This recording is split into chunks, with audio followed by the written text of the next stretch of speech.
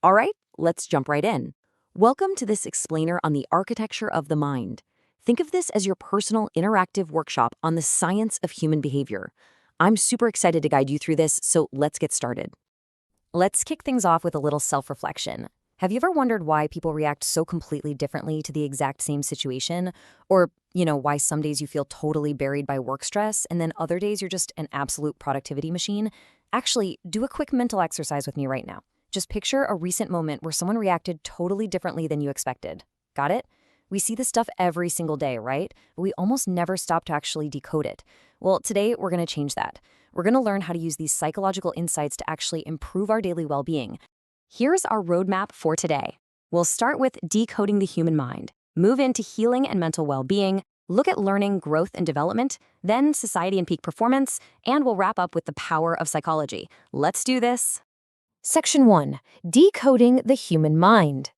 So psychology is defined as the scientific study of human behavior and mental processes. And honestly, scientific is the absolutely crucial word there. A lot of folks, especially if you're totally new to the subject, kind of assume psychology is just about feelings or, lying on a therapist's couch. But no way, it is so much more than that. It's the hard science of how we learn, how we remember, and how we act every single day. Basically, it's literally the instruction manual for your brain. And the whole shebang actually starts with some pretty ancient roots.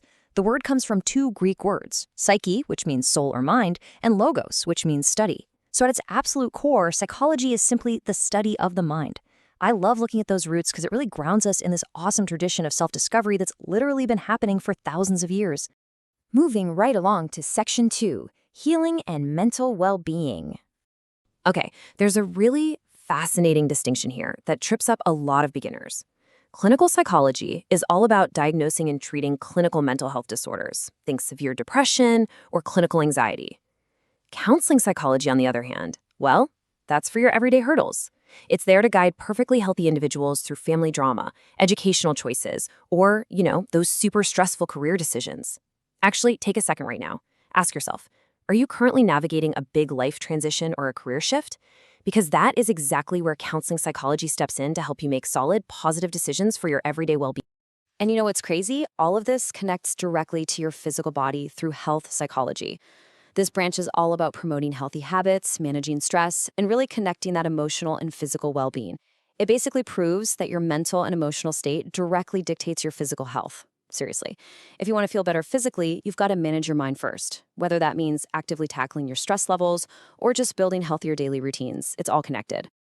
Okay, Section 3, Learning, Growth, and Development. Think of developmental psychology as your lifelong companion. It literally maps out our physical, cognitive, and social changes at every single stage of life, from infancy right on through childhood, those wonderful teenage years, all the way to old age. And honestly, understanding this really helps us give ourselves a little grace. The psychological challenges you face as a teenager are wildly different from the ones you face later in life. And guess what? That is completely scientifically normal. Now, zooming in on that growth, we have educational psychology. This focuses on intelligence, memory, and motivation to really improve teaching methods and classroom behavior. But hey, it's not just for kids sitting in a classroom. It's really about how we optimize the way we absorb information in any environment. Like if you've ever struggled to learn a totally new software at work, we've all been there, right? Educational psychology actually gives you the framework to boost your memory and motivation so you can finally master it. Let's jump to Section 4. Society and peak performance. So, social psychology is where things get super interactive. It uncovers this incredibly powerful, often totally invisible influence that society, peer pressure, and group behavior have on what we do. Think about it for a second. Have you ever just kind of conformed and nodded along in a meeting, even when you completely disagreed with the majority? I know I have. Recognizing those hidden dynamics is what helps you take back control of your own independent choices. Now, whether you're wearing a business suit or laced up in running shoes, psychology absolutely applies. Take industrial psychology. This is all about the workplace. It's used to improve productivity, boost leadership, and crucially, handle stress.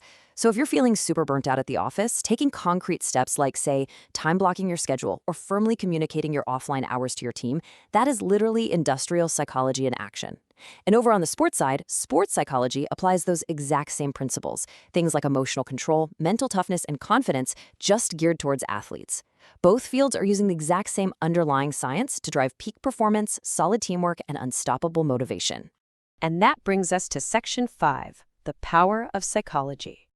At the end of the day, studying the human mind is really just about understanding ourselves so we can improve our behavior and, well, live a better life. If there's one main takeaway I want you to grab from our session today, it's this.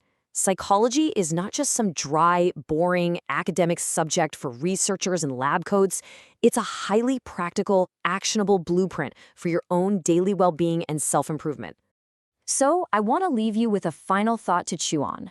Which branch of psychology is shaping your behavior today? Are you maybe leaning on health psychology to finally manage that stress? Or perhaps industrial psychology to step up your teamwork at the office? I challenge you, as you go about your week, try to actively spot these branches at work in your own life. Thank you so much for joining me on this explainer, and I'll catch you next time as we keep decoding this fascinating world of ours.